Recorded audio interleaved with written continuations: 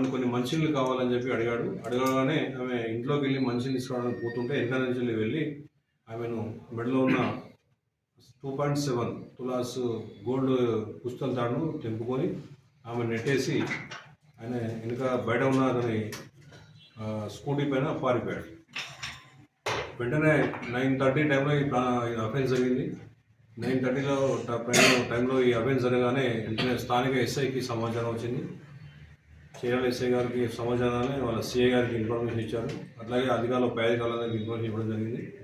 వెంటనే సిఐ చీరాల రమేష్ గారి ఆధ్వర్యంలో వాళ్ళ ఎస్ఐ కుమ్రవెల్లి, ఎస్ఐ చర్య నవీన్ మరియు మహేష్, వీళ్ళు తర్వాత వీళ్ళ ఒక కానిస్టేబుల్ సందీప్, వీళ్ళ ఆధ్వర్యంలో ఒక టీం లాగా, అంటే వీళ్ళే కాకుండా పోలీసులో ఇతర సిబ్బంది కూడా ఒక టీం లాగా ఏర్పడి వెంటనే అఫెన్స్ జరిగిన ప్రదేశానికి వెళ్ళి అక్కడ ఉన్న సీసీ కెమెరాలన్నీ పరిశీలించడం జరిగింది.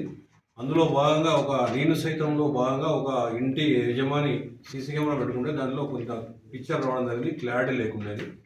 ఆ పిక్చర్ ఆధారంగా వీళ్ళు అక్కడ నుండి పడమటి కేశవపూర్, అట్లాగే అక్కడి నుంచి రామచంద్రాపురం, బచ్చన్నపేట కూడా సీసీ కెమెరాలు చెక్ చేసుకుంటూ వెళ్ళారు. బచ్చన్నపేట కనుక కూడా ఈ పిక్చర్ ఏదైతే ఉందో అది కొంచెం క్లారిటీ వచ్చింది మనకు. బచ్చన్నపేట నుంచి క్లారిటీ వచ్చినాక అక్కడి నుంచి కూడా ఈ సీసీ ఫుటేజ్ అంతా సేకరించి అక్కడ వీళ్ళకు 2-3 సస్పిషియస్ పర్సన్స్ను ఐడెంటిఫై చేయడం జరిగింది. దానిలో ఒక్కొక్కరిని ఎలిమినేట్ చేసుకుంటూ వాళ్ళను చెక్ చేసుకుంటూ వాళ్ళ యొక్క ఇన్వాల్వ్మెంట్ ఉందా లేదా అని చెప్పి వాళ్ళు ఎలిమినేట్ చేసుకుంటూ చర్యలకు వచ్చిన తర్వాత అయితే చర్యలకు సంబంధించిన పర్సన్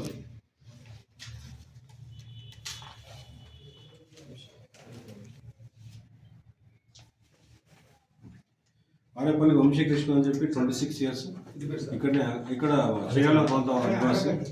చర్యాల ప్రాంత నివాసి అయిన ఆరేపల్లి వంశీకృష్ణ 26 ఇయర్స్. ఇది అంగడి బజార్ ఏరియా. తర్వాత ఈయన అని చెప్పి తేలిన తర్వాత అతన్ని కస్టడీలో తీసుకొని విచారిస్తే అతనే నేరం ఒప్పుకోవడం జరిగింది. ఈ కేసులో చర్యాల సిఐ గారు ఆధ్వర్యంలో టీం ఏదైతుందో ఎస్ఐ చర్యాల, అట్లాగే ఎస్ఐ కోడవెల్లి, వీళ్ళు చాలా చాకచక్యంగా వ్యవహరించి తర్వాత అన్ని సాంకేతిక నైపుణ్యంతో ఈ పర్సన్ ఐడెంటిఫై చేసి వితిన్ 12 అవర్స్, అంటే అఫెన్స్ అయిన 12 అవర్స్లో కూడా అఫెన్స్ చేయడం జరిగింది. పై అధికారులు కూడా చాలా మెచ్చుకున్నారు.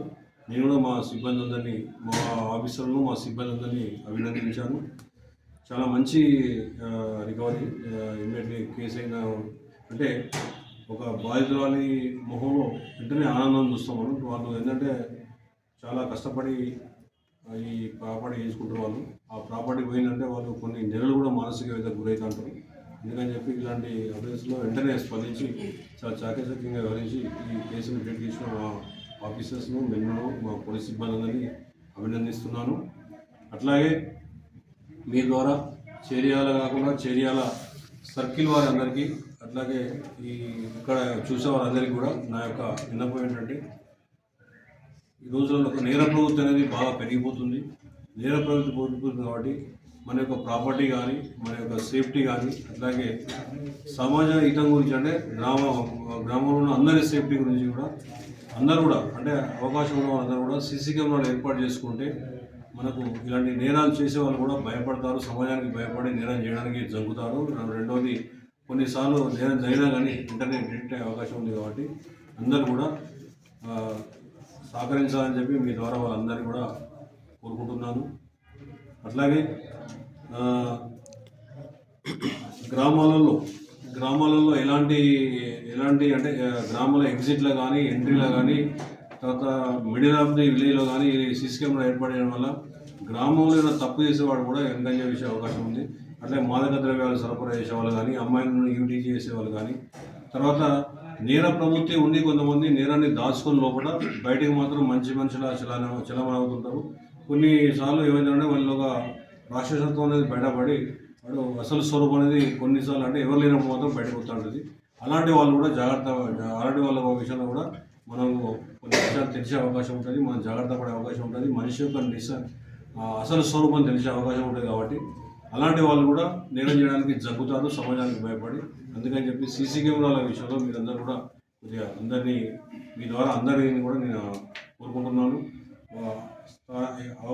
వాళ్ళందరూ కూడా ఈ సీసీ కెమెరాలు ఏర్పాటు చేసుకోవడం వల్ల నేరాలను తగ్గించే అవకాశం ఉంటుంది కాబట్టి దాని ద్వారా వాళ్ళు సమాజానికి కొంత సేవ చేసే అవకాశం ఉంటుందని చెప్పి వాళ్ళందరినీ అభ్యర్థిస్తున్నాను.